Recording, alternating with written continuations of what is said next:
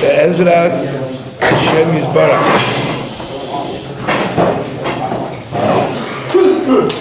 Yom Sheni, the Parshas Chayei Sorah.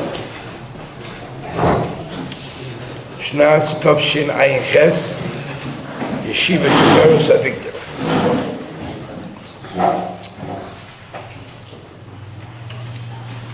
The Parsha begins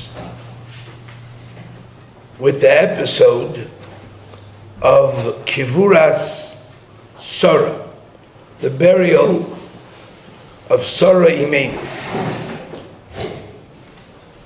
And this burial, Rashi says, is associated with the episode of Akedas Yitzchak. Rashi says that the reason why the Torah juxtaposes the episode of the burial of Sorah with the episode of the Akedah is because one caused the other. The Akedah is what brought about the death of Sorah. Because al yidei besuras ha'akedah, because through Sorah being told about the Akedah, that her son was prepared to be slaughtered, and ukimat shaloi nishchat, and it was a second before he wasn't slaughtered. Parcha nishmasa mimen. Her neshama, what left her? Umeisa, and she died. Now the emes is, Rashi brings it down to Kitzer, but in the Chazal, it tells us that what happened is as follows. It says, after the Akedah, the Satan came to Sorah, and he said to her, "Ay, Sorah, didn't you hear what's going on in the world? Didn't you hear the hak?" So she said, "No, I didn't." He said, "Let me tell you what's going on. Your old husband took the youthful Yitzchak and he offered him as a carbon to Hashem. And your son was crying, because he couldn't be spared, he couldn't save himself. No, all of a sudden, Sarah heard that. She began to cry terribly. It says, she was Bachsa Gimel B'chiyos, Keneged Gimel T'kiyos, and she gave Gimel Yololais, Keneged Gimel Yebavois, Uparcha Nishmasa Umeisa. And Avram Avinu came, and he found she was Mesa. That's why it says, Vayavai Avram, Lisbay L'Sara V'Levkaisa, Meheichen Ba. Where did he come from? He came from Hara Maria. No. So my Rebbe asked a shayla. The Rebbe asked, could anybody die by hearing bad news?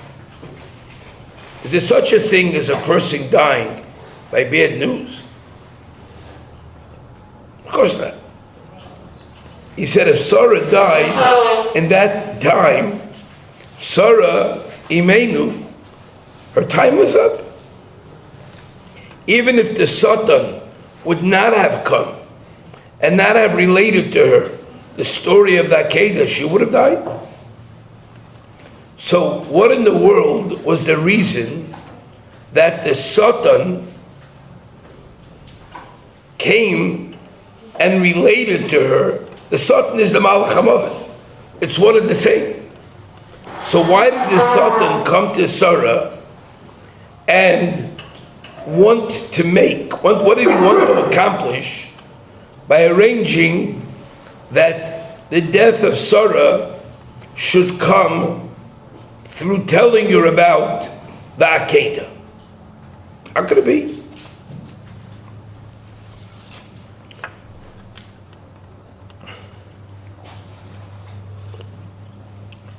So l'chayr, that was his question.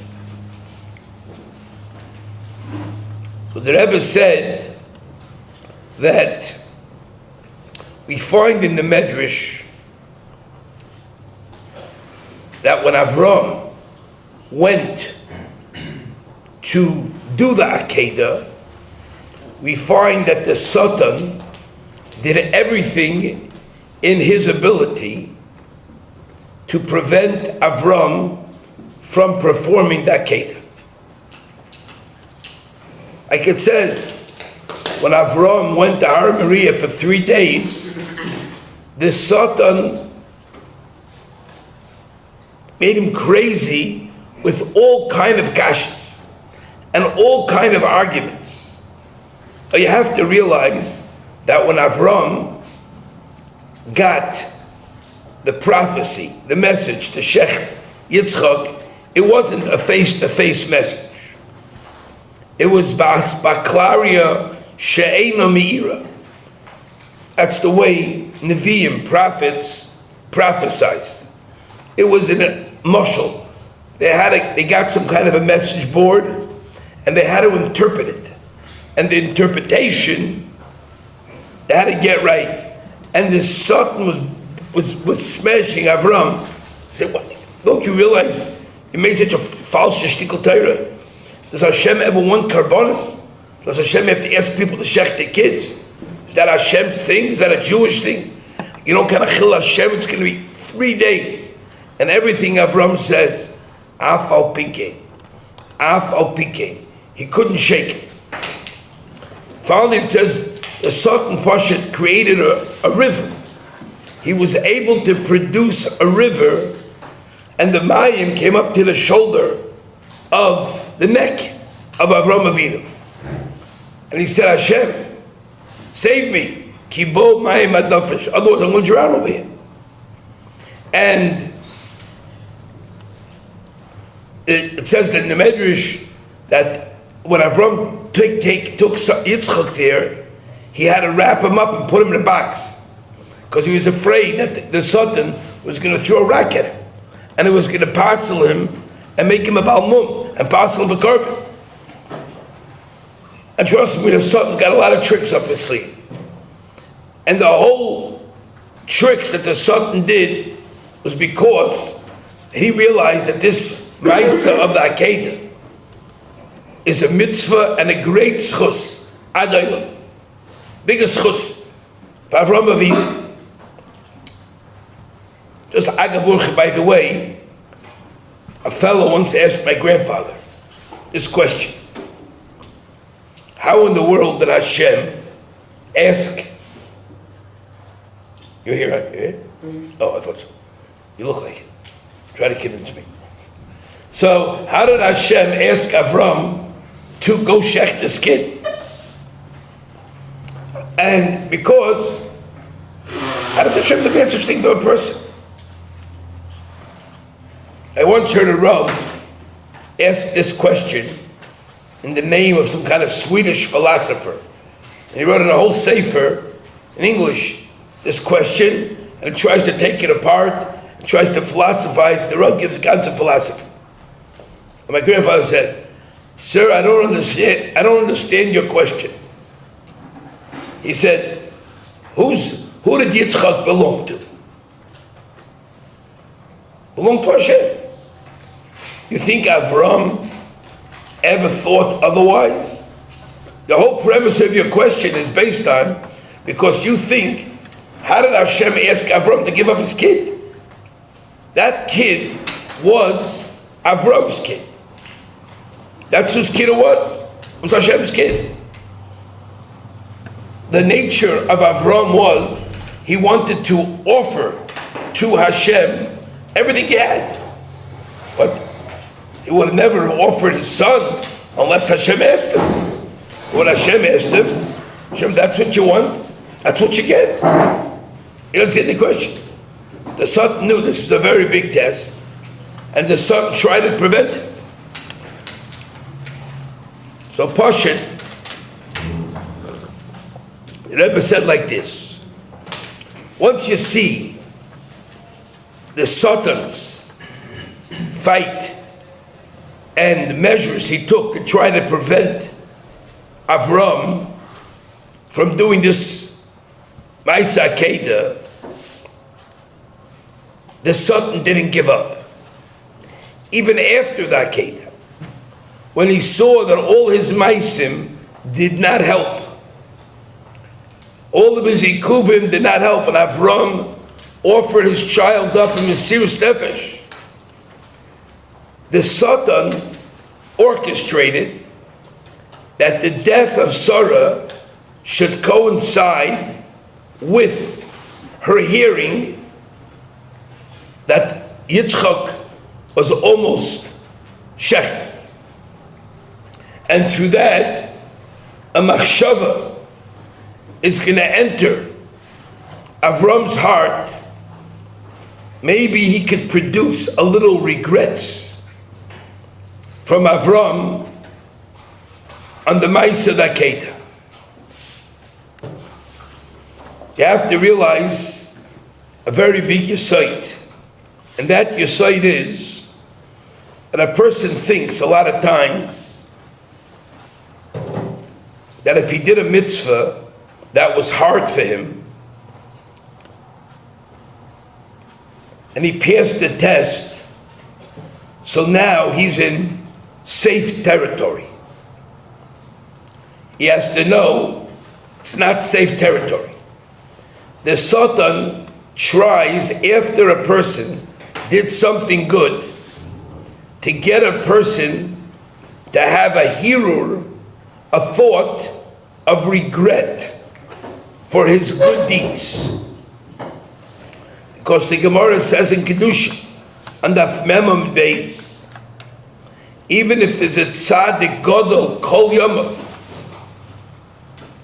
and he rebelled against Hashem ba'achris yomav, so it says, if he regretted his righteousness all his life, he's a toya ala rishonos, he loses the schus of the mitzvahs that he did. That is the most frightening Gemara imaginable.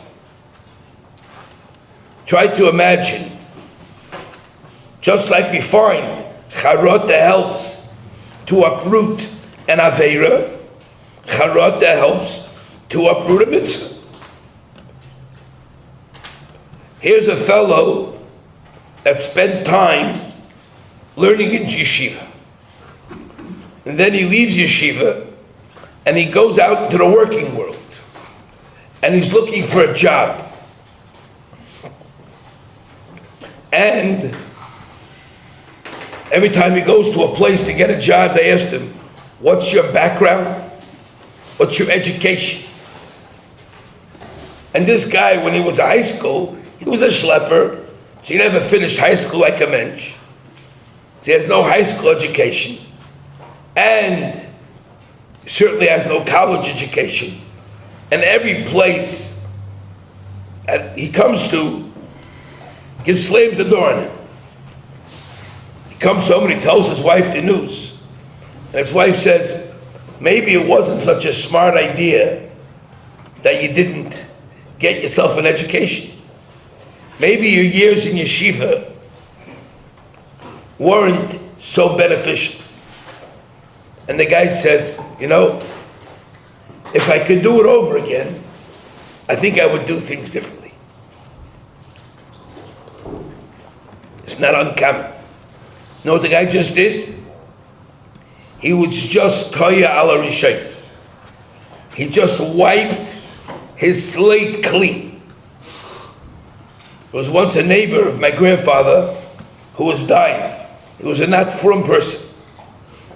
They came knocking on the door in the middle of the night that we lived in the same house to notify us that the man was at this end. Could the rabbi come over? My Zayda was a kohen, so he couldn't come. So told my father, go across the yard, go to the fellow's house, try to get him to say, if I could do it over again, I would do it differently.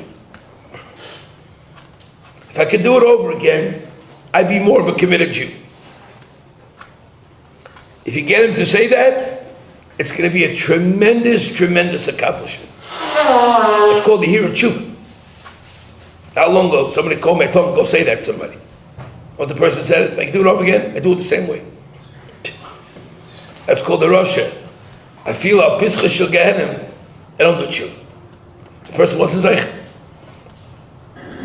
I don't know if the neighbor did tshuva or not. But if a guy goes to yeshiva and he spends time in Koil for a number of years, and then there's something that's challenging, you can't find the parnasa. Every time people call me that I make a mistake, I said, Shait, don't you realize that's the challenge Hashem is giving you? Don't you realize? What do you think? You need college to get a job? Don't you realize that most gevirim in any given city never stepped into college? And if they did, they just wasted their time going to college on a pipe dream. Go to a city like New York and go to the gevirim adirim in New York. The Alta Europeans you mentioned, or the ones that went to America, even if they foolishly and nonsensically went to college because their greenhorn parents told them, Yankele, you have to have education. And he said, why? And he became wealthy even though they had education, not because of education. A waste of time. You look in any city, the biggest gevir, real estate, business, tremendous business. Nothing with what you call. Look how many Hasidim can barely talk English. And the business they have is unbelievable. I went to a business building in Williamsburg. They have a very big business center in Williamsburg. Couldn't believe it. Each guy there, they told me, to get into this building, you got to be just a millionaire. Like that's the Aleph, the Kinisa, and the millionaires, multi-millionaires. They couldn't speak English, and they go to school. Hashem provided for them. But the whole thing is a shtus. This is all the Sultan's dreams. But the Sultan tries very hard to get a person to have regrets. The Sultan tried very hard with Avram Avinu to get him to regret. If Avram would have thought, Hashem, you had to let the Sultan take my wife, Ali Deda Maisel Akeda. If I would have known, I wouldn't have done that. That should be the Eicha Timtza, that you took my wife's life. Understand? This is called V'haser Satan Milfanenu Umeacharenu. The Satan starts up with a person Milfanenu before he does the mitzvah Umeacharenu, and after he does the mitzvah. You know how many times a person did a chesed to somebody, and then it didn't work out to his expectation. He thought he would do a chesed, and the person would do things for him then. He thought whatever he thought. And nothing happened to that. That's what you have to know, is the challenge of all challenges. Now the emes is, you have to understand, there was another challenge here. The Gemara says in Bava Basra, that's the end of what Rabbi said. The Gemara says in Bava Basra, Daf Tesvavim and Beis, that the Sultan came to the Rebbeinu Shalom, and he said, Shmuel Baruch, Shatati b'chol ha'olam, I traveled in the whole world. V'loi motzasi, and I didn't find Neman, somebody neman, loyal, ka'avdech Avram. I couldn't find somebody who was neman like Avram. Shamarti lo, I said to him, Kum, hishalech baretz. Hashem told Avram, go, walk around Eretz Yisrael. All the side, la'arka, u'lerachba. You know why? Ki lachot nena, I'm giving it to you. Avram made a kinyan. And ubishah shebikesh likbar Sorah, when he came to be Chayei Sorah, loimotza mokim l'kayver, couldn't find a place to bury him. Only after paying a lot of money, and it was a whole hassle to get the stuff from Ephraim. V'loi hirer achar midisech, and afal pikein Avram was not maharer after you. If you look in the Ramban and Rabbeinu Yoina, they both say that this is one of the 10 Nishanis. You have to know this one of the Nishanis. And you have to understand this. Avram Avinu just coming off a cave. Avram Avinu's got to be flying high.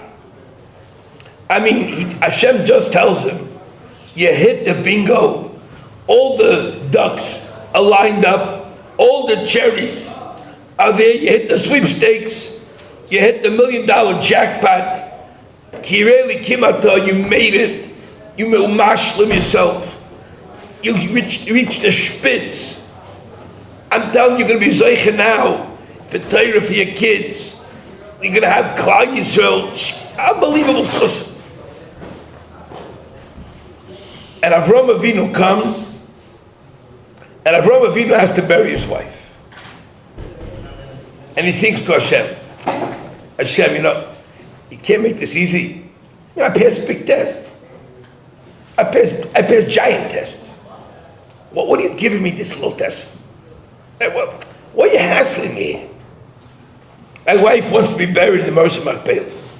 You can't arrange for the guy to come to me and say, please, bury your mace. The guy's going to rip me off. The guy's going to give me a hassle. Give me a sales job. Ephraim, yes. No, yes. Guy's a real car salesman. Or, better yet, he's a funeral parlor salesman.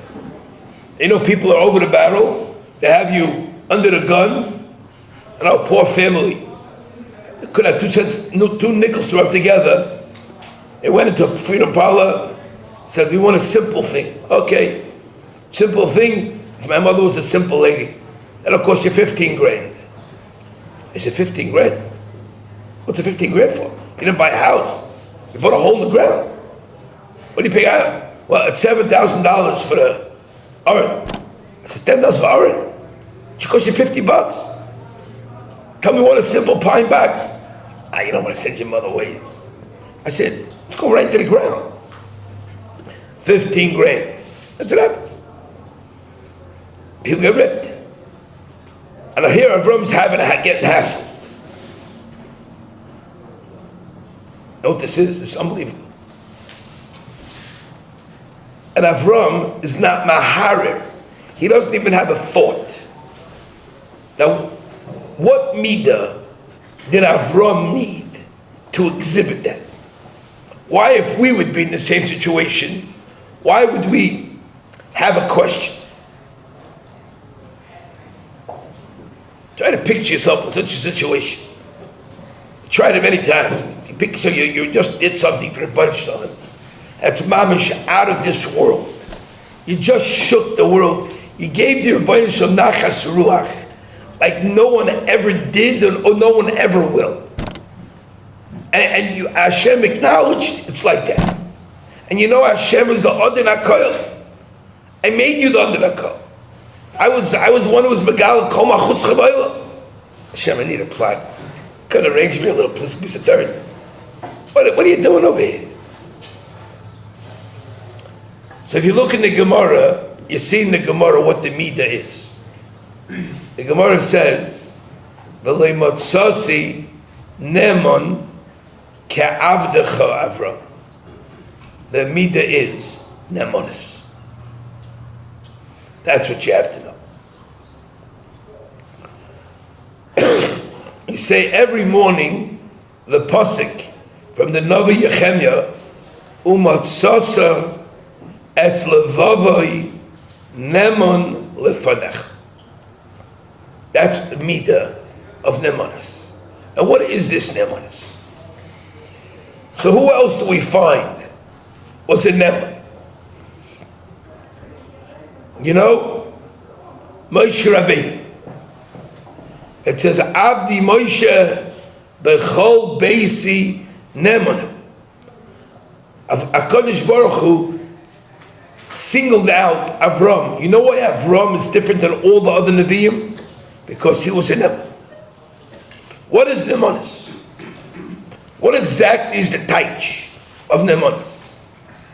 So if you look over there in Parshas Ba'aloischa, the Rishonim speak out that the midah of nemonis is as follows: kavua umiyusad kol shah biyay. And they bring down the pasuk utikativ yoseid b'mokim nemon. Yoseid hatokua b'mokim chazak einay mimaher lipo. The man was a solid rock. He was an unshakable person. When you talk about a person who has a kvius, a person who is not mishana, not flaky, not 1 minute azay, 1 minute azay, regardless of the curveballs that you throw at him and that Hashem throws at him, he never changes his avodah to Hashem. He exhibits that midah of hishtavus, regardless of what he's facing. Kavua b'chol eis u'b'chol shah. That's called an emon. Avram, when you get an Nisayon like that, that's like a super Nisayon. Everybody understood that. Avram himself understood that. Okay, Hashem, here comes the wave of all waves. Here comes the super wave. It's going to be like nothing else, but you know that. So you try to hold on to your surfboard, and you try to make sure you get over this wave. You ride the wave. But when you talk about a little thing like Chayei Sorah, you know, you think that's not an Nisayon. That's clinic. That's child's play. That's a clinic. But Hashem wants to show that Avram was a rock. He didn't get shaken by big things. There's a lot of people that rise to the occasion when they have to do big things. You know, there's a lot of people, if you be on a boat on Lake Erie, traveling on a boat, and everybody's going on this little cruise, and all of a sudden you see a person fall overboard. And everybody screams, man overboard, man overboard. And some schlepper comes, he takes off his shirt, kicks off his shoes, he jumps over the stern of the ship, the boat of the ship, and he jumps in the water, and the guy saves the person. The guy's gonna be in the papers. The guy's gonna be in the news. It's gonna be on the radio. It's gonna be TV, viral, internet, hero of heroes, saved the guy's life. The guy's never gonna forget it. But that same guy may never help somebody in a simple situation. Because for big things, people rise to the occasion. But for little things, people don't do the little things. Little tests, people don't pass, like they pass big ones. Avram Avinu has this midah that whatever comes his way, good or bad, he's never mevatel his avodah.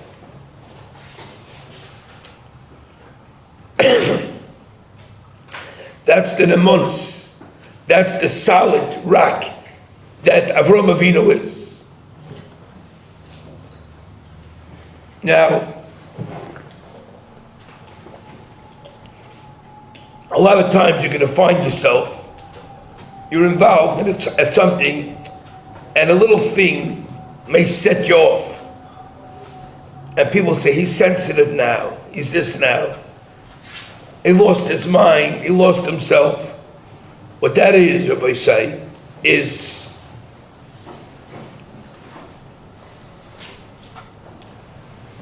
the midah of nemanis. That was the common denominator. The person who doesn't have that, he's not a yosei nema. The person who loses himself, the words of the Chayei Sorah is, Lulei, if Avram Avinu would not have been mekabel all the nisyonos from Hashem, b'rotzaynu b'toiv levav, we would never be mishabeach. Like it says, u'motzosas levavoi neman levanecha.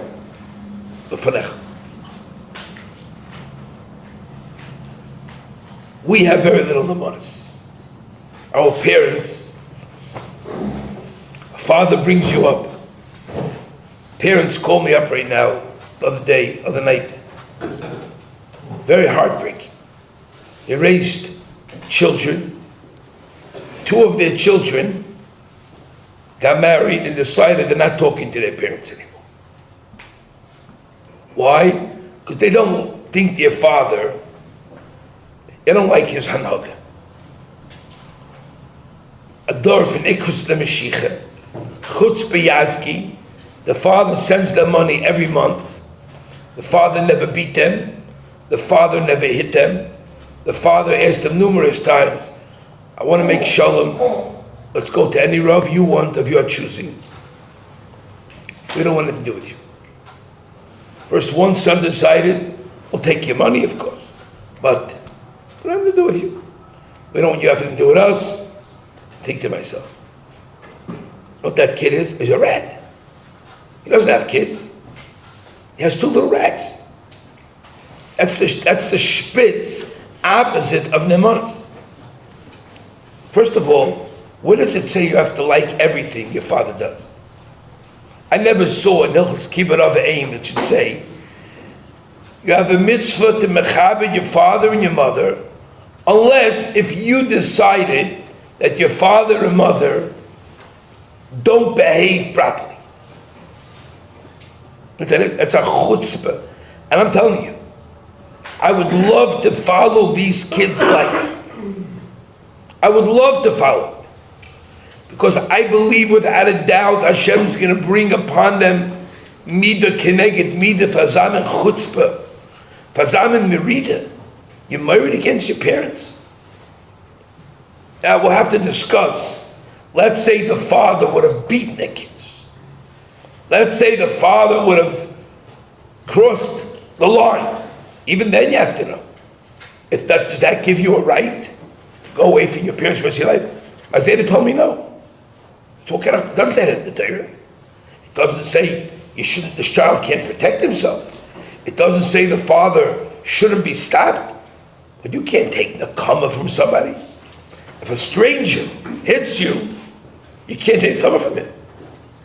Your parents, you can also do that. What kind of chutzpah is that? You decided, because some psychologist decided, afilu naniyat, they're wrong. You think most people, parents, conduct themselves right? Who has Avram Avinu for parents? Nobody. Parents are regular, normal folks with fallacies, weaknesses, mistakes. Mistakes are forgivable. You're not upgefrekt. You're not refuted from mistakes. Children can't be decided. The midah is they have no nemanis. That child is a rat because rats have no nemanis. Nemanis means I'm loyal. I'm loyal to my parents. You want to explain their behavior? Okay, so there was a generation when I grew up, people explained their parents' behavior that they were all from the Holocaust. They were survivors. And the next generation decided that they also messed up because they were children of survivors. And the next generation will come up and say, we're not giving our parents any more excuses. Our parents are garbage. Our parents are nothing. And I don't care, my parents, I can do what I want, how I want. You're kafui, toiv. And you think your bunch is a belt of hefker, and your bunch is not going to forget about it? I got some news for you. Your bunch is not going to think about you. Your bunch doesn't think like you. Because if you would have been in Avram's shoes, you wouldn't have passed the first test. You would have had a cow after the first test. It has to be a meat of nemanos. You have to be loyal to Hashem. And let's say a parent loses himself sometimes, and he gives you a smack when you misbehave. Okay, maybe it's not the best thing to do. That gives you a right to do things to your parents? It doesn't. Remember when I was a kid, when I was a teenager, all the therapists would say, you have a tight on your parents, they didn't give you the right love, take up shoebox, write all your tightness on your parents, put it in the shoebox, go in your backyard, dig a hole, put the shoebox in, and bury your parents. That's what you say, figuratively. Bury your parents. And then from that day on, you decide, my parent is dead. My problems are over. I remember it was every Jewish magazine you opened up, that's what you saw. That was what all the ancient gibbers were saying. The liberals. That was the door that was shayfet and shayftav. That was the door that decided they're wiser than the parents. Person has to understand, there's such an achazari. I told many people, you're not meichel your parents. If you think Hashem's going to be meichel you, you did things out of riches. Your parents didn't do things out of riches. If you judge your parents and say the things that you mask him, they didn't do out of riches, but still you never meichel them, you're not achazari mamish. What kind of business is? But on the other hand, yesterday a fellow called me up. He's a Rebbe today. And he called a Rebbe of his up when he was a kid. When he was a kid, and he was the Rebbe in his grade. So let's look at the guy's a fifth grade Rebbe. And the guy remembers when he was in fifth grade, he had a Rebbe who one day somebody broke into his closet and made some hezek in the Rebbe's closet. And the Rebbe decided that it was him. The Rebbe wanted to be a tzaddik. So he gave out papers, and he told everybody to write in the paper, I didn't do it. So the Rebbe gave the papers out, and the Rebbe sat right in front of this guy, and he looked at him like this. He looked straight in his eyes, with a very stern face, and the guy Pashat froze, and he couldn't write the words, I didn't do it. They kicked him out of the class. They put him in the B class. They put him together with shvances, guys who were mashpianim him on the raw terribly. And only by Ness, when he went to high school, did he manage to get saved. He had a problem getting into good high schools. And the guy turned around, and he became a Bentayr and Miti and a big masmid. And now today he's a fourth grade Rebbe. So he decided he's going to call the Rebbe up. And he's going to tell him, I want you to know, you killed me. You shafted me. So the Rebbe was interesting. The Rebbe didn't deny it. Know what he said? You're right, you're right, you're right, you're right, you're right. Have a nice life. So the guy got so upset. I said, Rebbe, what's your Rebbe tell you? He didn't tell you you're wrong, he told you you're right. He said, so the guy told the Rebbe, I want you to know, the pain that you caused me and what you did to me, Mechila alone is not going to do it. I'm calling you. You're not calling me. You have to give me piyus. You have to be miratzah me. You have to be mefayis me before you even begin to ask me Mechila. So he called me up and asked me if he was right or wrong. I said, what you said was right. Person has to be mefayis you. But I was chayshim k'shem you. Of course. You can kill life in it. But I told him, if you would have asked me beforehand, I would have told you not to call the Rebbe. I would have told you to write down in a letter, and write it to him in a letter, and then wait for him to respond. That's what I would have told you better. Put a guy in the spot, which guy's going to say. If I can get on his knees on the phone, he said, you're right, you're right, you're right, you're right. He did the best he could. He didn't defend himself. He said, you're right. But that wasn't enough for you. Okay, what do you want to do? I'm not sure. But people don't realize. There's a thing called nemanis. Don't question Hashem. You don't question your father. You don't question das Torah. You're loyal. You go on, and your avoid is not nishtana just because the bread is not 100% fresh.